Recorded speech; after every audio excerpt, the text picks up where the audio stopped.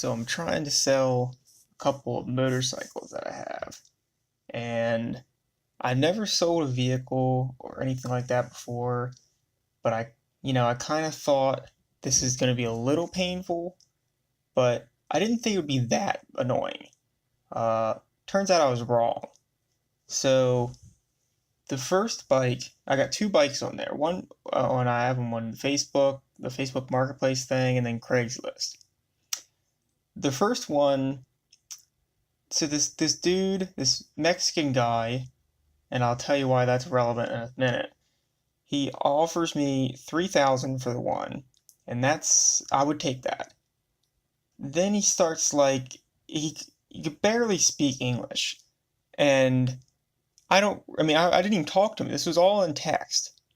I understand if you're like an illegal or the son or of illegals or whatever, and you have really broken English. But how are you typing in broken English? Have you not heard of Google Translate? I don't understand. So he's really hard to understand even in text. So I can't imagine what this dude's like in real life. But then he says he doesn't have the 3,000. He's like, oh, I only have 2,200 or something. It's like, no deal, dude. So then I think that was the end of that. Then I list my other bike, and this same dude lowballs me on the other bike for more than 3 grand. So he had the money for the other one. I guess he didn't realize it was the same seller. Like, are you just sitting online, just lowballing, just sending in lowball offers for motorcycles? What's the point, dude? Just really bizarre. And then this other dude, he's supposed to come out today and come and look at the bike, look at the other bike I have on there. And so I thought that it was generally well known, the rule, not the exception, that if you're buying a motorcycle, you don't get to test ride it. It's not like a car where the dude can sit in there with you. So in my ad, I didn't put that, there's no test rides. Then I start getting people saying, oh, could I test ride it? So, and you're constantly saying, no, you can't test ride. I'll ride it up the street so you can hear it, and I'll make sure it's shifting fine. So then after the fact, I edit my post and put no test rides. Well, this dude is like, that I was supposed to come out today, is like, can I test ride it? Or no, first he said, I'd like to test ride it. I never said, they're like, yeah, you can do that. But I guess he had it in his head that I did say that. So then he's like, well, you changed your post saying that there's no test rides now. And then he's trying to convince me, he's like, I'll give you the keys to my car. Like, what's that going to do, dude? So what if you drive away, I just own your car now? That's not how that works. If I don't have the title, I don't own your car. That means I stole it. I mean, just straight retarded. So then he's trying to convince me, and then I'm like, well, he's like, so I bought a bike before, and the rims were bent, the forks were leaking, all this stuff that is bullshit, because you can check most of that stuff without ever riding a bike. So I knew he's BSing.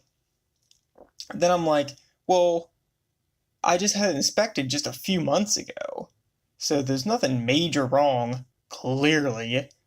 And I can also just ride it down the street, Well, that, of course, wasn't good enough. And then he says, this is the biggest thing. So the fact that I had on there that it's already inspected. So in Maryland, once you get something inspected, it's good for 90 days. So the bike's still inspected. So you wouldn't have to even get it inspected. You just go and get tags, no problem. He says, I've sold broken bikes to people before with them being inspected. So you're trying to convince me to let you ride my bike, to test ride it, and then you say I've scammed people before? Are you retarded, dude? Why would I ever let so now So you're trying to convince me, and then you say you scam people. Yeah, no, not gonna let you test ride. Then that really gets him angry. I was like, the best I can do is ride down the road. Said that 3 times. And so now he's real upset. He starts calling me kid. And like, I did that at one point. I used to troll online and say and call people kids. I was 15 though. That was 10 years ago or longer. Like, what are you doing, dude? Just bizarre. Yeah, so selling stuff is just really painful. Did you see this North Korea stuff? So, uh, it is North Korea actually like ending the war? Like, is this actually gonna happen? It's kind of hard to believe. It certainly looks that way. I mean, all things equal, it looks like North Korea is done. Like, they're not. Is he just trying to remain in power, like smooth transition to, at least more democratic? I don't know. It's really weird. But the Kim Jong Un dude, he said he's willing to, get rid of the nukes and all that, to denuclearize. I don't know what to think though, because why? The only reason I could see is if, like, his, you know, grasp on power is just, deteriorating from the inside. That's really the only way I can see why he would do that. So that's weird. But some of the footage and stuff is pretty funny. Like them, I guess it's like whoever the leader of North Korea is, and South Korea, not no South Korea. I mean, they were like holding hands walking over the border. Looked really gay, by the way, but that's just a side thing. But I mean, I guess that's a good. I mean, it's not a bad thing. And I I don't I haven't looked, but I'm sure that there's something bad here because or whenever something good happens and while Trump's in power, it's never him. It's like, oh, China did this, or I think that's the narrative they're going with. Like, this is because this all happened because of China. It had nothing to do with Trump. But what I think is when Trump sent out that fire and fury tweet, I think that changed everything. Because I think if Obama was in power and Kim Jong Un was there threatening all this crap, he would have said something like, "This is not how democracies work." He would say some just stupid, just jargon that wouldn't mean anything. But that's not how Trump operates. Trump's like, yeah, if you do something, if you attack Guam, or they were threatening Guam there for a little bit. Trump's like, his attitude's totally different. It's like, if you do something, you will see fire and fury. Like, not like we're going to send bombs. Like, he gets sort of mythological on him in a sense. And I think that is what sort of changed all this North Korea stuff. I think the only language they know is power. Might makes right. I think that's the only language they speak. So we'll have to see what happens with that. But it looks good. I guess that's something. I mean, it looks like, there's some real change here. I mean, that Korean War's been going, what, 60 years? 50 years? A long time. So that'll be a thing, I guess. Hopefully. So in meme news, Kanye is not only a Trump supporter, but there's an image on Twitter where in the background he was watching a Jordan Peterson video, which is hilarious. And so I'm sure he's getting called a coon and all that other stuff because of this. Because you see, if you're black, you're not supposed to be on the right because I don't really know why, but you're not supposed to be. So as soon as you are, oh, and if you're famous, if you're in Hollywood, you're not supposed to say anything other than I'm a liberal progressive. and you're supposed to talk about identity politics and people of color and how and all the struggle.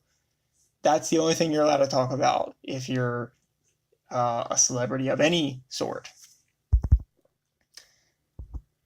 And while we're on the subject, this people of color, I've heard what's that dude? Horowitz is the last name. I can't remember what his name was.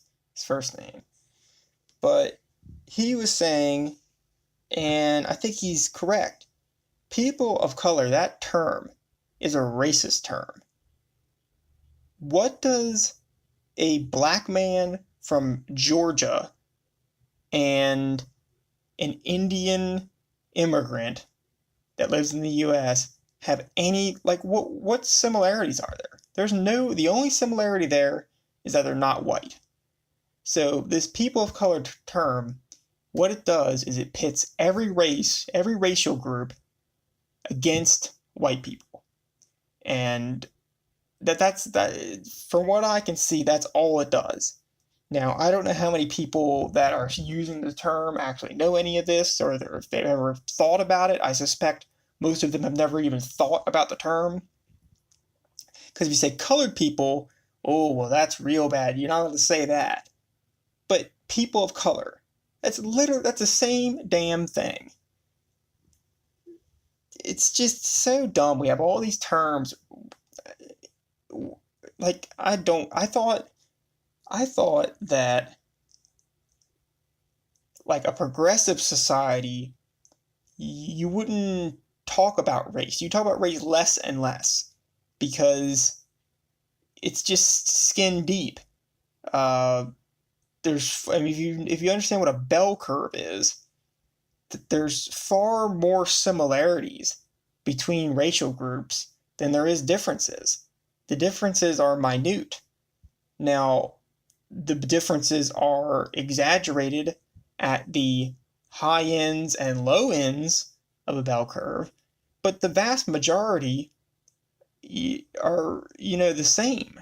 There's very few differences between races. I mean, you look at the race and IQ stuff.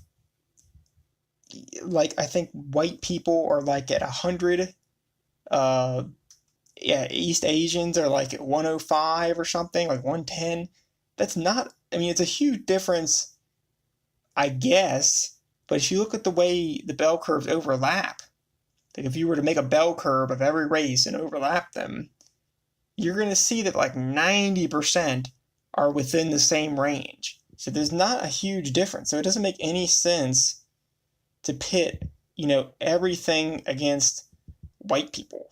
And it's been said so many times, but they never talk about Asians when they're talking about, white people ruling everything and dominating. They never mention Asians because the Asians are always doing far better in pretty much every category than white people are. But yeah, we can't talk about that because it doesn't work with the narrative. Like they always say, like, Jared Taylor, he's a white supremacist. He's more of an Asian supremacist because he openly admits that the Asians do better, economically in education than the white people. So, just really stupid. Yeah, so I guess that's it for this week. Hopefully by the time I make another podcast, I'll have at least one of my motorcycles sold. Oh yeah, the other one, so I had this girl and her boyfriend come out and look at it. And, well, first, I don't understand all these people like, oh, I have the money, but then they don't. Like, I guess it's so that I'll let them look at it because I wouldn't let them look at it if they didn't have the money. I guess that's what they're doing. But, it takes 10 minutes. I don't really care. I mean, I assume you have some intention of buying it if you're going to come and look. But I'm thinking she's a waitress, is my guess. Because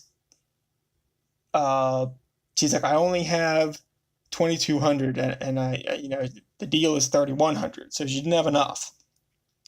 And she's like, that's all I made so far. And she's like, I'll have the rest after the weekend. Well, who makes a lot of money on the weekends? It's waiters and waitresses. So I'm assuming she's a waiter. So that's weird. To, and I know like a lot of people live paycheck to paycheck. I guess she's just another one, which that's just, I feel like that's so stressful. You're just living paycheck to paycheck. Like, oh, I hope I do good on Saturday, then I'll be able to buy this. It's like, why don't you just save your money? That's besides the point. But yep, so I guess that's it. Kind of a slow news week. Not a whole lot happened this week. Nothing I really care about. In North Korea, whatever, dude. And Kanye. Who cares about Kanye? I do like his music though. That's the thing about Kanye. He's a little weird. He's definitely a weird character, but his music pretty solid. So, all right, that's it. For you.